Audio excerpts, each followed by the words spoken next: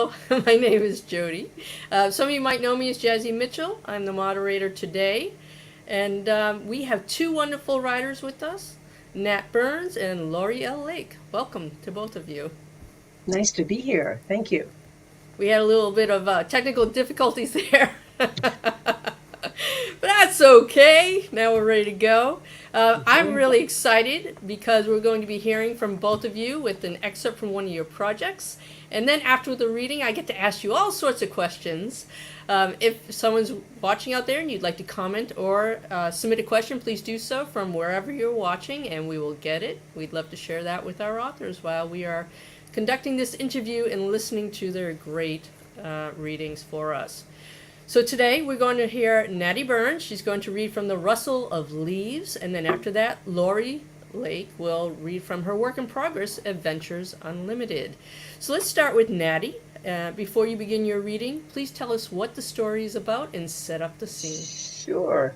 This is a horror book that I wrote for Desert Palm, and it is great for this particular month because it's Halloween month.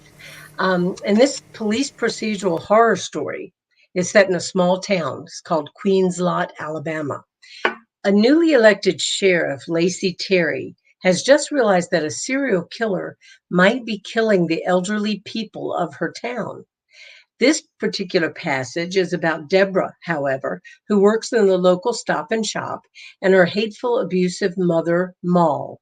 Deborah has just finished cutting Moll's hair and is getting ready to give her a bath, but Moll just won't shut up, accusing her daughter of horrible things, berating her, and giving her all kinds of grief. Deborah is not the serial killer in this book, but she would be the first to admit that she has certainly been influenced by that killer. After all, enough is enough, especially from yet another old person. The Rustle of Leaves, Chapter 17. Stepping back in horror, Deborah peered closer to see the damage. Blood was coursing down the front of Moll's slip and onto the floor outside the tub. Her brown eyes were open wide in disbelief, as was her mouth, and through the opening between her lips, Deborah could see the scissor blade junction at the back of the mouth cavity. Deborah grinned, and a slight chuckle escaped her. Well, ain't you a sorry sight? Moll's arms moved chaotically, and grunting sounds emanated from her mouth. Oh, you want that taken out, I guess. Here, let me see what I can do. Turning and pushing Moll away with her left hand, she used the right hand to yank the scissors from her mother's neck. More blood gushed forth with an odd, lingering gurgle, and Moll raised both hands to hold her throat. She watched Deborah with terrified eyes. What, you got nothing to say now, bitch? Deborah looked at the scissors' bloody blades and then back at her mother. I got plenty to say. She held the scissors tightly and shoved the blades deep into Moll's chest. They glanced off bone, but then sank deeply, satisfyingly deeply, into the soft flesh. Moll looked down, then back up at Deborah. Deborah smiled at her and pulled the blades free, allowing a new fount of blood to appear. Like how you're a shit of a mother. A damn bitch dog could have done a better job than you. She pushed the blades in again, lower this time. The flesh was softer there, given even more satisfying. Like how you let your nasty men friends rape me while pretending it was something I caused.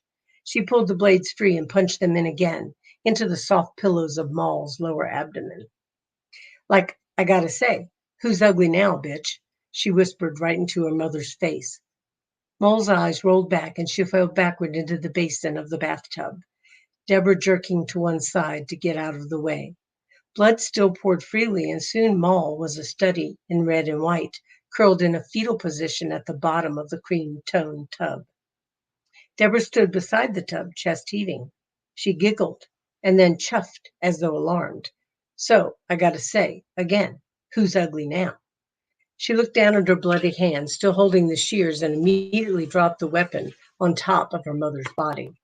No, no, no, she muttered in a low monotone. No, no, no. A sound at the door startled her, and she turned to see both her mother's dogs fidgeting in the bathroom doorway. Duff, the big black lab mix, ran his tongue over his muzzle nervously, even as he danced, looking at Deborah. Daisy, the little Shih Tzu mix, took a defensive stance while watching Deborah warily. She moved to shut the door and then turned back to the body, her mother, lying still and finally quiet in the bathtub. Shit, shit, shit, shit, she said. A short bark of laughter escaped her, and she placed both hands over her mouth. Ain't this a fucking pickle? She grabbed a towel from a nearby towel rack and spread it across Maul's body. She looked at their hands, then moved quickly to the sink and washed them and her face in a lengthy, meditative process. She made sure the nails were clean and that all the water running down the drain was crystal clear. No soap or blood evident. She carefully dried those hands, then left the room, snapping off the light and shutting the door. The dogs awaited her, still manifesting nervousness.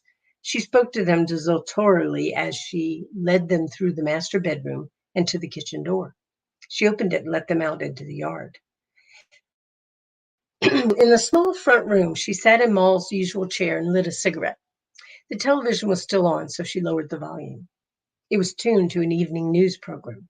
She rubbed a hand across her face and thought about herself being a hot topic on the evening news for killing her mother. How could she explain what had just happened? It was like she was watching it from afar. She certainly had no intention of. Well, there was nothing to be done now.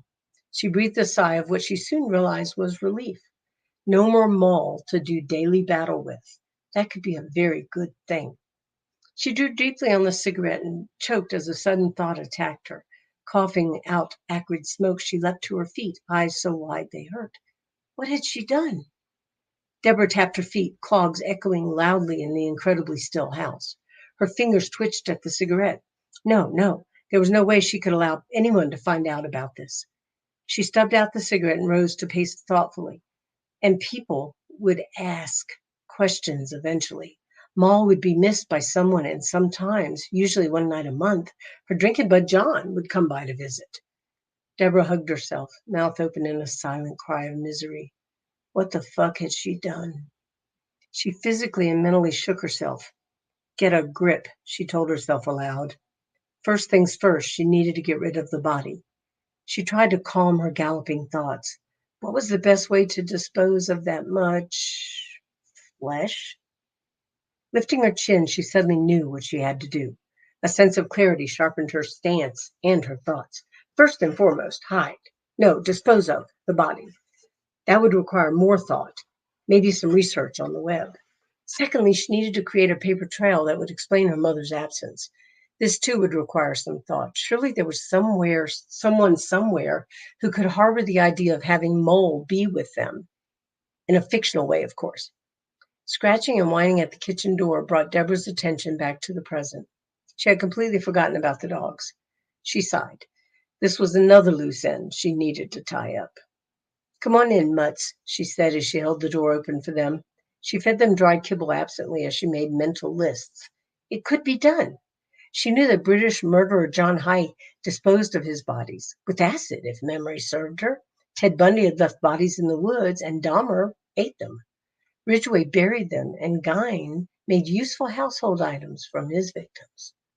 She shook her head and opened the refrigerator. She pulled out a piece of cheese and took it to the wooden cutting board on the counter. She pulled a knife from the magnetic rack and sliced off 3 large rectangles. Methodically, she wrapped the remaining cheese and placed it back in the refrigerator and snagged a bottle of beer before closing the door. Yes, it could be done. She just needed to learn from the experts. She picked up the cheese and headed toward her bedroom and to her beloved computers.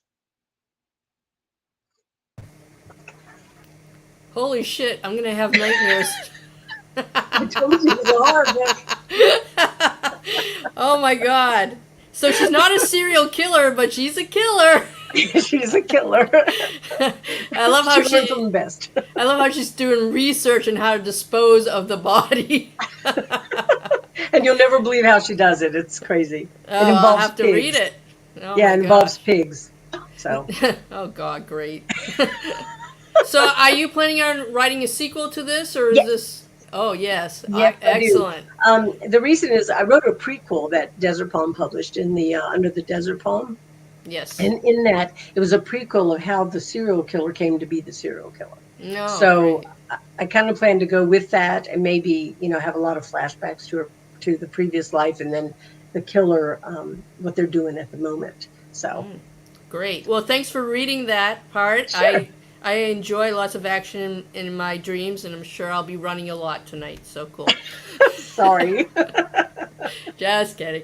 Okay, so next up, we're going to hear from Lori Lake. She'll be reading from her work in progress, Adventures Unlimited. Hi, Lori. Hello. So, before you begin your reading, please tell us what the story is about and set up the scene. Well, I keep reading from Adventures Unlimited, which, should have come out about 10 years ago, but I'm almost done with it now. So I'm in the middle of a retreat and been working on this and on another book. So this Adventures Unlimited is about two women, Lee Howard and Sasha Rossetti, who end up with four other women and two guides on a 38-mile hike through the Wallowa Mountains here in Oregon. As part of an anger management program, and four of those six women can get out of jail early if they pass this program. So I'm going to read a little section about what happens when Lee first ends up jailed and, what happens there. So when Lee arrived at Shiloh Prison, inwardly shaking and ready to fight to the death if necessary, Shiloh was wrapped in metal fencing and concertina wire. But Shiloh wasn't dirty or brutal. Lee wasn't held down in the shower or attacked with a shiv. She also hadn't been welcomed or spoken to for the first few weeks. She made sure of that by using her height and her size to intimidate wherever necessary. She never smiled. She rarely met another woman's eyes. She cultivated a feeling of potent danger, like a rattlesnake ready to strike, and she made sure she looked as murderous as possible. She had to describe the place as cold, lonely, and populated by women who were rage-filled, terrified, or grief-struck. Though she placed herself in the latter category, she felt it important to behave as though she were among the rageful. That way, people gave her a wide berth. She wasn't released into the general population initially. For the first 30 days, she lived 22 hours a day in a tiny cell in a wing full of newbies, only being allowed out for 3 20-minute meal times and an hour of exercise per day in the yard. The guards observed them all closely. Communication wasn't encouraged, but the guards looked the other way when women talked to one another at meals and outside. While some of the new fish made friends whom they stuck with later on during their sentences, when Lee transferred to Gen Pop, she was entirely alone and planned to keep it that way, shutting down and shutting others out.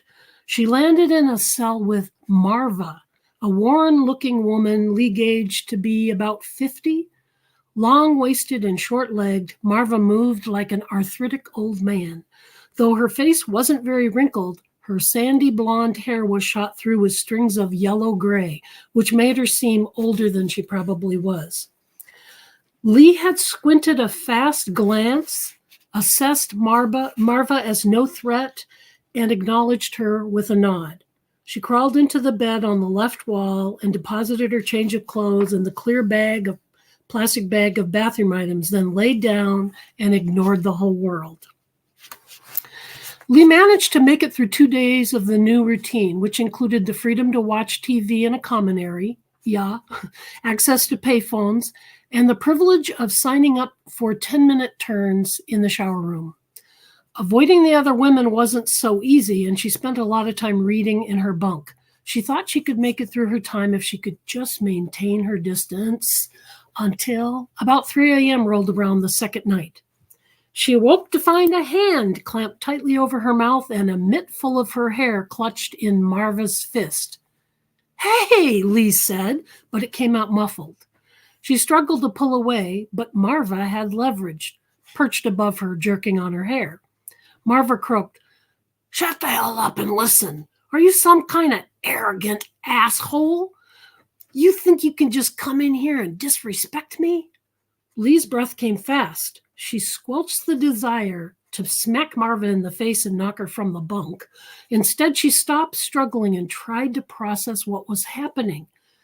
Marva didn't think she respected her? How could that be? They hadn't even spoken.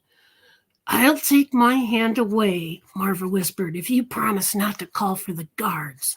Lee nodded. She ran her tongue over the inside of her teeth, not knowing if the foul taste was from Marva's hand or something else in the stinky prison air. She cleared her throat. Could you let go of my hair, too?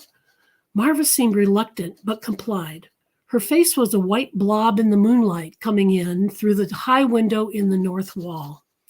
Lee said, Look, I'm just trying to survive. I don't want any trouble, not one bit of trouble. What the hell's your problem then? What do you want from me? Marva tightened her hands into fists. A healthy dose of respect. What does that look like? Even in the dim light, Lee saw the expression on Marva's face change to anger. I'm not screwing with you. I don't know what it looks like. You tell me. We can go from there. What do you want me to do? Marva eyed her for a moment, then retreated and crawled back into her own bunk. When she stopped moving, Lee asked, Are you going to answer my question? We'll talk tomorrow. Marva didn't bring it up in the morning, and Lee was on edge every day as Marva stomped around, angry and impatient. Nearly a week passed until one night, shortly after lights out, Marva said, What are you in for? Assault. For how long? 2 years. How about you? Manslaughter. I got 20 years. When are you out? Lee asked. Looks like end of next year with time off for good behavior and all that shit. Oh, that's a long sentence. Did you actually commit manslaughter? Marva sighed. You are green, aren't you? Let me set you straight on one thing. You never ask that question. Never ask a woman if she actually did it. You hear me? Okay, but sometimes people haven't done what they ended up in jail for. Marva let out a snort. Of course I did the crime, or I wouldn't be doing the time. Everybody in here says she's innocent or less guilty than her sentence. Lee wanted to say, not me, but she held her tongue. After 5 weeks of keeping to herself, she was shocked to discover how eager she was to ask for details, explain her circumstances, to talk with this strange woman. But it was clear she shouldn't pry. Instead, she said, Sorry about that. I actually don't know squat. That's pretty much why I've kept my mouth shut. Yeah, I figured that out. Keep on doing that. It'll keep you out of a world of hurt. Some of these women are damn sensitive about their offenses. You just wait and let people tell you when they want to. Lee made a mental note of the advice, though she found it funny that Marva had asked her all the questions she just warned Lee not to ask anyone. I'll stop there. Wow, that's a great introduction there. Sorry, I didn't have any scissors involved, Nat, but, they don't let them have scissors in there. Well, you know what? That was a great excerpt, though. It's a nice introduction to Marva, and you can tell that she has a lot of wisdom that she's found from being in prison, and it's nice that even though she's gruff, she's sharing some of that with Lee, so that's certainly helpful. And it helps us to wonder what's going to happen next with these two. Yeah. So thank you.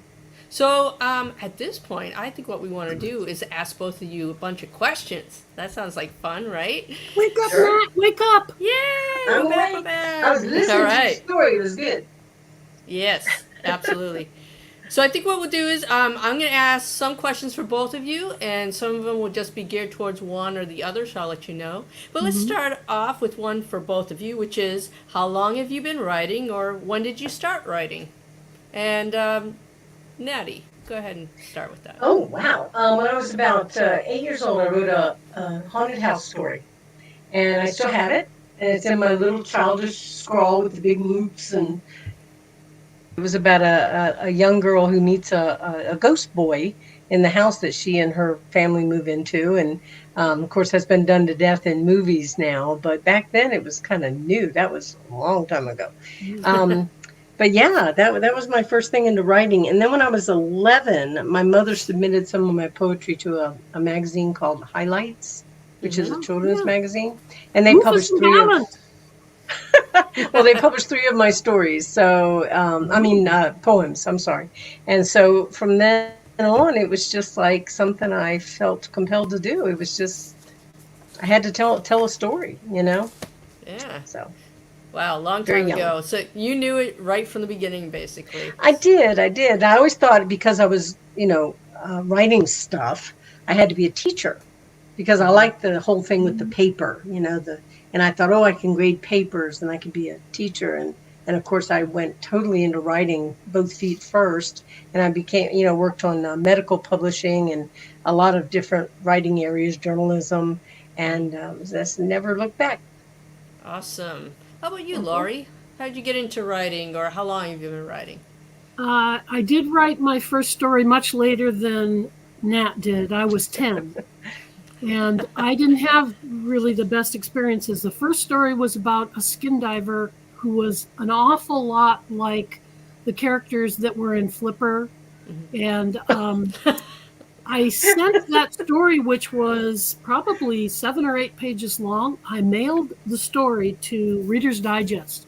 And I nice. never heard from them again. They didn't send it back. They never wrote nothing. So you still have your archivable original story, and Very lucky. mine is in a landfill somewhere. Oh. Well, this was quite discouraging. So I really didn't start writing for a long time. I thought I would be a professor. I wanted to go into education. Then I got through most of an English degree, and I fell in love with political science. And I didn't actually start writing until short stories when I was in my late 20s. Yeah. And I kept bringing them to a group, and they would say, wow, that's a really good story, but that's actually an opening to a novel. That really feels like a first chapter of a novel. And I kept saying, yeah, it's a short story. It's short, and so then I kept going on a book, and I wrote my first book I finished my first book when I was about 35. So it's been, Maybe the 12 years since then. Yeah. The Flipper story was your first fan fiction. Which story was my first fan fiction? The one that had the flipper-like people in it, your first one? You said it was Nah, based on... No? Oh. No, I wish it had been. No, I did gun shy, and there was no flippers, a lot of snow, a lot of comfort food, but no flippers, no porpoises, no nothing. Yeah, now we'll never know because they didn't publish it, darn it. Yeah, I don't even know if it. I mean, I know when I was that age, I had a tendency to write long stories where there was one period and everything was connected with an and or an and then. So it's possible that they may have just looked at that and decided, no, this would be too much trouble to edit. They just didn't understand your great future, really. They just didn't get it. Yeah. All right. So I want to ask you both. I can hear an echo while I'm talking. I don't know what that's coming from. Yeah, where'd that come from? I'm not sure, but let's try and go on. What part of the book that you read from today was the most fun to write? So, Lori, you go first. I have characters in this book who there's 2 older characters who are the guides for this, but then everybody in the group is, I'll just go through it. Okay, so Lee is just, a big, tall Scandinavian white person. Sasha Rossetti, she is Italian and black, and so she's of mixed race. And then Frances is a nurse who is African American black. Bee is a Korean girl who was adopted into a white family. Charmaine is this red-haired, kind of crazy-ass, funny gal. And lastly, there's this blue-eyed, blonde-haired, beautiful woman who is got lots of anger problems. So my favorite parts of writing this book were when those characters came together, and then, I mean, they just were so mean to each other. It was fun. It's like in one of the opening scenes, Frances is standing there, and Sasha happens to be standing by Lee, and one of the people who are running the show says, okay, how about these people and these people? You will be in a tent together. And Sasha, how about you and Francis? And Francis goes, whoa, wait a minute. Why are you always putting the black girls in the same place? You know, I have the right to pick my own roommate, and I picked the redheaded girl. And so it was just like they're all fighting all the time. And there's matters of race and age and socioeconomic stuff that come up, and nobody wants to talk about what they did to get him in trouble. And so that's the fun part. That was so. Just to clarify, how many main characters do you have here? How many people in this group? There are two main characters, Sasha and Lee. And everything is told, the whole story is told through them. And this is a third person book, for both characters. They have their own voices, but so the other characters, you know, they narrate about them. Sasha, who is a college professor, she periodically is looking at everybody like, are you people fucking nuts? Because she's really is unfairly had to go to this anger management thing. So she wasn't in jail. She was going to get out of any problems if she attended this. So, okay. Anyway, so really, she's looking at these people and wondering to herself, are these people from Natty's book or something? They're just totally crazy. There's at least one person that I think is kind of maybe related to Natty's serial killer. It's endemic, you know. Very possible. Yeah, very possible. So, Natty, go ahead and tell us what part of the book you read from today was the most fun to write. Well, the cool thing about this book is throughout most of the first half of the book, I'd say, the new sheriff who has this position she's got to keep hold of because the good old boys want her out. She is seeing patterns that show somebody's killing old people in this town. And they don't believe her. I mean, she's fighting against it and saying, no, that's just old people die, you know? But she sees a clear pattern of this happening. Well, about halfway through the book, she ends up falling in love, which the other one becomes a sleuth that kind of helps her. So I really enjoyed writing that connection scene where the two women came together in this weird situation. And one is like a goth, and one's a sheriff, and then one's like this goth soap carver, you know, and they hit it off. And the soap carver says, oh, well, maybe it is murders are happening. Let's start looking into this. And so together they become this team. As their love grows, the mysteries also unfold throughout the rest of the book. And yes, there's some graphic parts in it, you know, the murders, but most of the murders are very peaceful. That's the most graphic murder. And you notice I read after the murder, not the actual murder. So, but that was my favorite part to write, is the part of them coming together and the peace that they brought one another in the chaos of the serial killer book. Cool. Okay. Thanks. Love is always Natty. Fun. It sounds great. And it's an interesting idea to have people falling in love during this murderish book. Yeah, and actually it just kind of did it itself. I didn't really orchestrate that. It just happened that way. And because she almost hits the soap carver with her car, and, you know, it just grows from there. Even though they know one another in this small town, when they connect, it's a real connection. Yeah. Could you touch Jessie Chandler? She's here right now, and she's working on a story that needs to have a romance in it that she's, you know, having a hard time. She would really like to be surprised by a romance that would work well. Well, I'll be glad to send her a copy of it. It's only $6, you know, at Desert Palm Press. But yeah, that maybe it'll help her, you know, because she writes these hardcore mysteries. Maybe it would help her they're through. So hardcore. Yeah. Well, you know, to find love in there is kind of not the easiest thing in the world. Is she there with you now? Tell her I said hello. She and Judy Kerr and Mary Beth MB Panici are here, and we're doing our yearly retreat. And so, oh, fun! Yeah, tell everybody I said hello. They're probably watching, so they'll probably be happy. They're hearing you say hello right now. Yeah, exactly. That's good. That's really good. I'm bellowing in my office, and they're sitting in the living room going, "What the hell is she talking about us for? Why is she saying my name?" Yeah. Hey, Lori, They'll figure it out. tell me what inspired the idea for your book, and how'd you come up with the plot for it? Okay, so I would have to go and look in my journal and see. I mean, I started this book in 2007. Yeah. I don't even know, were there even cell phones back then? I don't know what happened. I I worked on it off and on for many, many years and just never got there. And Yeah. so I'm not sure what inspired me. I can't recall. How embarrassing. That's okay. That's what I get for not reading the questions ahead of time. I could have looked it That's up in exactly my what you get. So let's move on to Natty. Well, Natty, tell us what this types one of... was I had the idea in my head Yes. like for this really long time.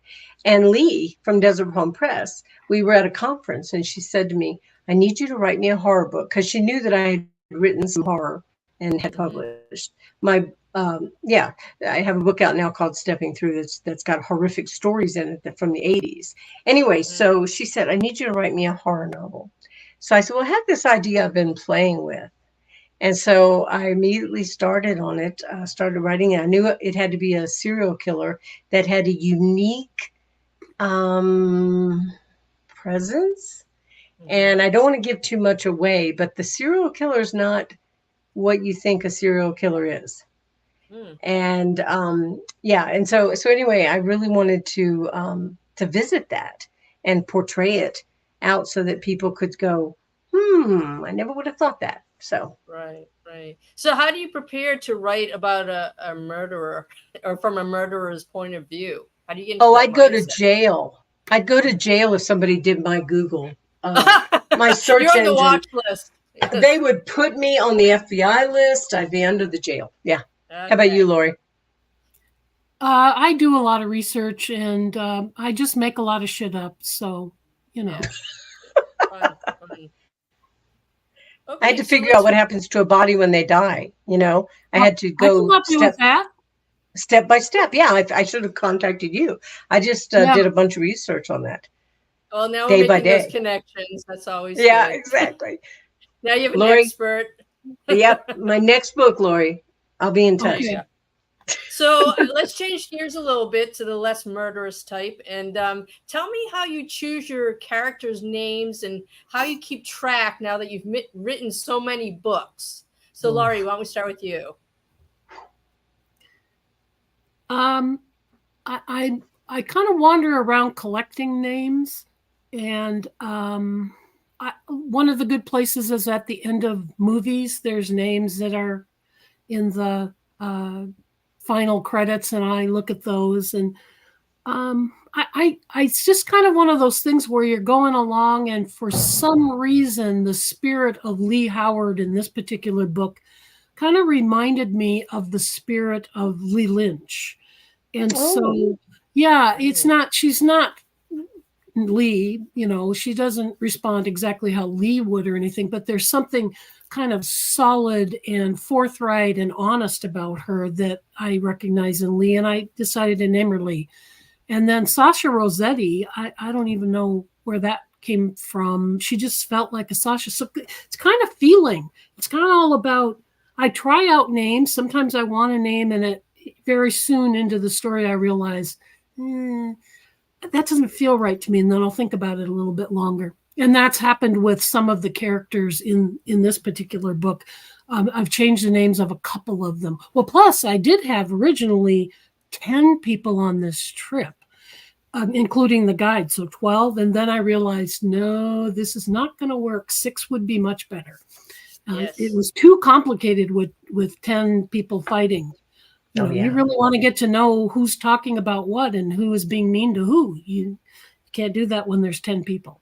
Right. And I would suppose it would be hard to differentiate among the different characters, and it makes it much harder for the author to make sure you're showing the quirks and personality differences and all of that. So yeah, that's definitely good points. And sometimes the character ends up with a name that, like in Different Dress, one of the main characters is named Jamie Esperanza, and she's of Mexican and American blood. And she she's not a particularly hopeful person at the beginning, which is what Esperanza means. But by the end, she's a much more hopeful person, and that name just seemed right to me for her. So, okay. So it's a feeling, like a gut feeling on these yeah, names. yeah, it definitely is that something that suits.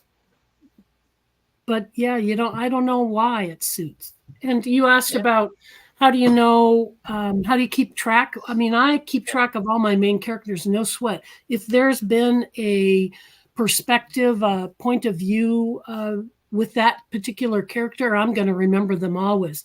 Sometimes the secondary characters I'm a little less clear on. Every once in a while I'll forget, a secondary character's name or whatever. But the main characters I never forget. Nice. How about you, Natty? How do you choose your characters' names and keep track of them? I like to say they choose themselves, but I do have a little bit of input. A lot of times I'll go through magazines, find faces I like. Like, I don't know if you can see on my board back there, I have two faces at the top. Those Yeah. are two characters that I'm working on at the moment. And then I just look at them and I kind of think, okay, what's their name going to be? What's their nationality? What are their parents like? What would their parents name them? And then, of course, I'm always like Lori at the end of movies. I'm always looking for names and jotting them down at the end of a really good movie. I was watching something the other day and there was a child on there named Sullivan. And I thought, I want that name. I'm going to use Sullivan in my next novel for a character. In this particular book, I had to populate an entire town. So I kind of did a family tree, if you will, and what the people in the town did. And so that way I would know where the connections were and who, like the one big sheriff who is just a good old boy and can't stand the fact that he lost the election to Lacey, who is a lesbian, female, and just all the things that he really hates. But I had to name him according to what I didn't want to embarrass him with his name. So it had to be a name that fit that type of character. And so it took me a while to come up with that. And in the current work that I'm working on, which is a totally different book, I had to change the main character, the love interest. It's a romance, 3 times because the first name I gave her made her cold and unfeeling. And that's how I wrote her. And I said, no, no, no, she's got to fall in love. We can't have cold and unfeeling. We got to have some emotion there. So I changed her name, and then that didn't work. And so I got a third name for her, and it's a nickname her little brother gave her. So after I changed that name, she became a different character, and I like her now. So it's kind of hit or miss, I'd say. You just kind of try things on and see how they fit. Yeah, definitely. I mean, when I used to teach in the urban high schools and middle schools, I started to attribute certain personality traits to certain names because they kept on showing up. So I understand that entirely.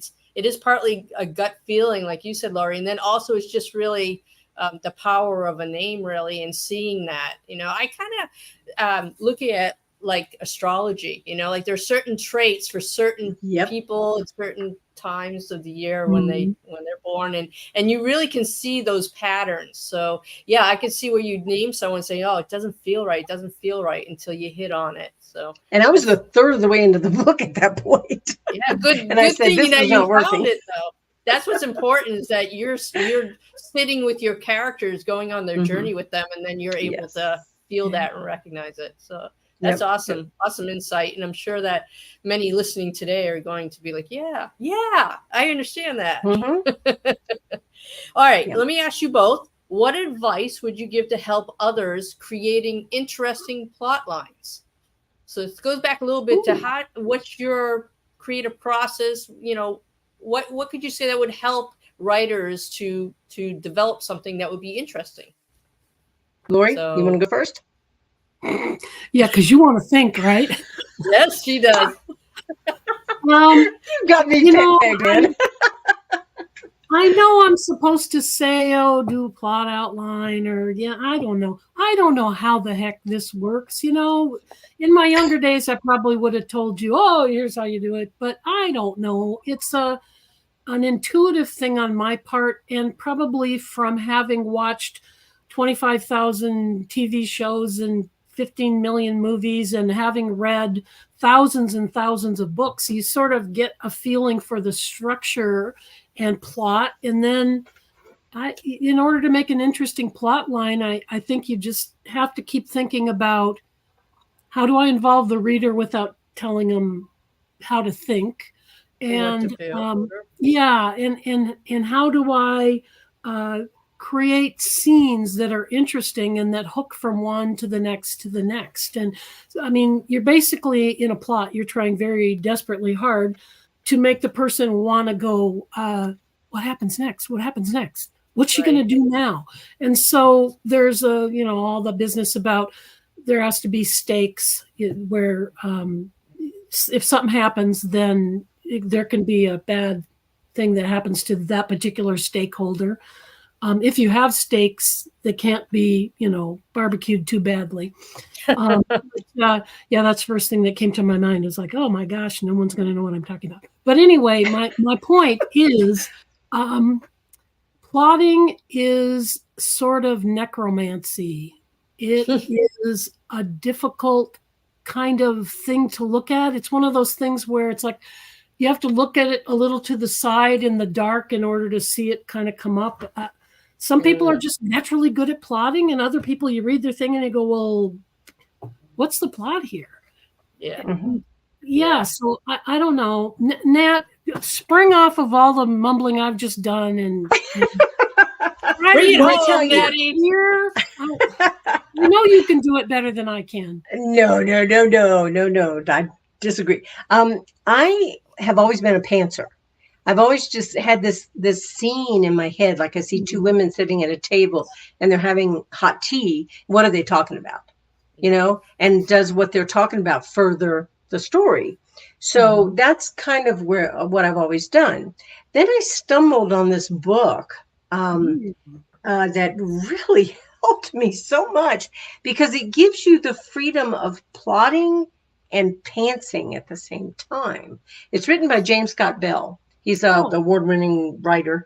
And the book is called Superstructure, The Key to Unleashing the Power of Story. And what he does is he has like 10 points that you have to hit on. Like in the middle of the book, for example, you have what's called a mirror moment. And that is when the whole book shifts, because the character looks at himself as if looking in a mirror and sees what the problem is, where they need to go, who do they want to be. And from that point, you can take different, like, how they make those little things with the balloons. What's that called? Captions? I'm sorry? Yeah, you would do a diagram with all the things coming off the plot diagrams, I guess. A mind map. Mind map. Thank you so much. Yeah. Anyway, it's like a mind map, but it's more structured to a degree. And this structure that he gives you in this book, like the mirror moment, and he has others, like, you have to pet the cat, which is that's when you show, or pet the dog. That's when you show the character's heart and soul. And you have to have heart and soul in your characters, or no one's going to like them. Right. So even the villains take time to pet the dog, and they don't kick the dog. You know what I mean? So it's kind of like it gives you these guideposts that you can use or not. And I have found it makes it so much easier, because as a pantser, I would just write these scenes and then I have to lump them together and make a book, And I was having marginal success doing that. But now I know exactly my next step. I have like 250 or 300 pages to get from here to here. And I know exactly now, on a loose plot, how to get there. And that has really helped me a lot. That's so interesting, because when you first mentioned the mirror moment, I thought, yes, I have the mirror moment. It's when you go into, like, the bathroom mirror is really big in my house, and you look at it and you go, have you lost your mind? Are you crazy? You can't write this book at all? This is not going to work. Oh my God. I'm going to go color now, or take a walk or whatever. I don't think that's not what Mr. Bell meant. Yeah, so I like your version better than mine. I think we all do have those moments that where we're like, why am I doing this? And then you say, I'm not going to write anymore. I'm done. I'm done with writing. Yeah. It's too hard. You don't get rewarded enough. I'm just going to stop. And then I go to bed And I get up the next morning, I'm like, ooh, I wonder what my characters are up to. Let's go see. Yeah, wait, I had a dream. Right. I had Right. a dream, and it's told me everything I need to do. One of those things is stay out of the bathroom.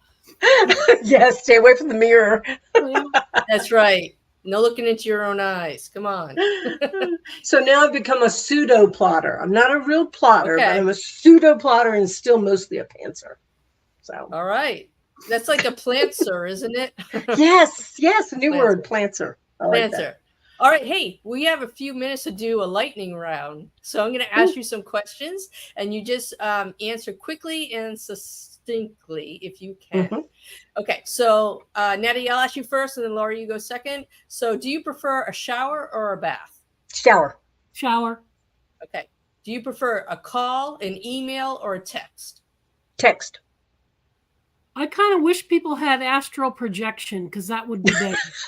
That's not one of the choices, Lori. I guess I'll go with text. Okay, great. What's your favorite carb? Bread, pasta, rice, or potatoes? Me, all of the above. Cool. Yeah. I am a come carb on. girl. Please All do right. not make me choose. Oh, I'm a carb girl. I eat them all Me every too. day. Me too, Yeah. actually. I don't mind any of them. Okay, so would you rather ask permission or beg forgiveness? Ooh, beg forgiveness. Okay. How about you, Natty Lori? and I are twin daughters of the same mother. Yes, I can answer a lot sisters of from this another with the same. mother. Yeah, I'll go with the begging part. Okay. Do you prefer polka dots or stripes? Oh, gee, polka dots. Okay. If the polka dots are so small that they're like pointillism and they make Yes, some other yes. picture, then I'm good with it. But polka The dots little and ones. stripes, not good. No. Look at what I'm No. wearing. Solid. Why Solid, is it yes. solid? Me Yeah. too. That's all I wear, solids. Yeah. Okay. If you could be transformed into one animal, which one would you choose? You want to go first, Lori? I got to think. Well, I'm trying to think. I mean, if I pick turtle, I'll live a long time, but I move awfully slow and I don't have an opposable thumb. And if I pick a monkey, that would be really good, except for there's all those monkeypox diseases and stuff. So I'm not sure about that. If I pick a Yeah. lion, then I have to eat raw meat. Ugh. Mm, So yeah, I think I'd go with the Homo sapien. okay. That's very vague. Natty? I might go with the Black Panther. Oh, Black Like, Panther. I you know, like they're that. so beautiful and just so sinewy, and I have to eat raw meat, which I'm a vegetarian, so that'd be tough. But everything else, I Can you like about it. transport maybe sometimes into a real life person and then be at Wakanda? Shape shifting, yes, I like that. Ooh. That's a little off track, but okay. Hey, let me ask you, what is a good spy code name for you? You on. want to go first, Lori? Come on, Lori, go Doesn't- first. Well, for some reason, the words that popped right into my head were Miss Marple. Don't ask me why. That's perfect. All right, you don't That have is- to tell us why. Perfect. I love that. Mine would be Murder She Wrote. What's her name in Murder She Wrote? Jessica Fletcher. Jessica. Yeah, that's who. A good code name for me, Jessica. Or maybe you should be Cabot Cove. Yes, that's even better. Cabot Cove. That's my choice. Cabot Cove. Okay. Thank you, Lori. What's your go-to karaoke song? Anything that has a lot of volume to it, Okay. like The Wall. Oh, okay. Cool. How about you, Lori? Grand Funk Railroad. I'm in love with the girl that I'm talking about. I'm in love. Ooh, I like that let's see. A Bad Time to Be in Love is what it's called. I think that's the one I've done the most in the probably 6 times I've done karaoke. Excellent. Pure excellent. Prairie League has some good songs for karaoke. They're good. Really? Yes. Me, what you gonna do? Wow, we got Lori singing. This That's is great. good. That's good. Yes. All right. We're running out of time. So what I want to do is that give you possible? the opportunity to talk about the book you read from one more time, or talk about another project you're working on, so that we can end our session. So Natty, why don't you go first? It's for another publisher. I write for three different publishers. So this one is a romance, going back to my 2 weeks in August days. It's a very light romance. But this book here, The Rustle of Leaves, is by Desert Palm Press, and it's a great gift for Halloween. Yes. If you want to give it to your significant other and say, read this with the lights down low.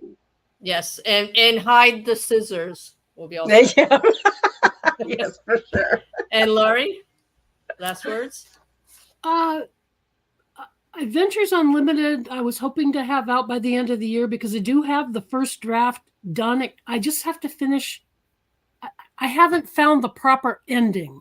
And so I don't think I'll have it done by the end of the year, but sometime soon after that, because once I get a book out there, then I have another one that's half done, and I have another one that's a third done, and I'm also working on a Western. So, I just think I can be more prolific again because I haven't had a novel out for a long time. Yeah, we need more Westerns. We need more Westerns, don't we? Yeah, this one turned out to be a very interesting kind of a thing with, I mean, I didn't expect this coming my way, but here it is. Well, we loved hearing from both of you today. You're both prolific writers, and I'm glad that you're both working on new things that will come out soon. I'm sure everyone watching and those who have read your books in the past will want to read more from you. So thank you. Natty, what she really means is you're both prolific talkers. That too. We do it well. We write and we talk. That's why you're here. Do that? Not too many. There are a lot of writers who don't like to talk. So I know. But Lori and I, we got it going on. We're good. That's right. So this session was brought to you by Desert Palm Press and Launch Point Press. We are sister presses, and we've collaborated to offer these live streams to you on a monthly basis. We hope you'll join us for the next session, which will be Thursday, November 16th, when we'll hear readings from several talented authors, including Launch Point Press authors E.J. Kindred and Reba Birmingham, Desert Palm Press writers Jane Alden and Ellen Hoyle, and indie author Karen Warlinger. So I hope you all come back to see that. It will be great. And also be sure to check out the websites for Lori and for Natty. We have posted them throughout this live cast. And check out Desert Palm Press and Launch Point Press. Until we see you again, I hope you have a great day. Thank you, guys. It was great. Loved it. It was wonderful. Thank you for talking to us. Thank you. Yes. Thank you.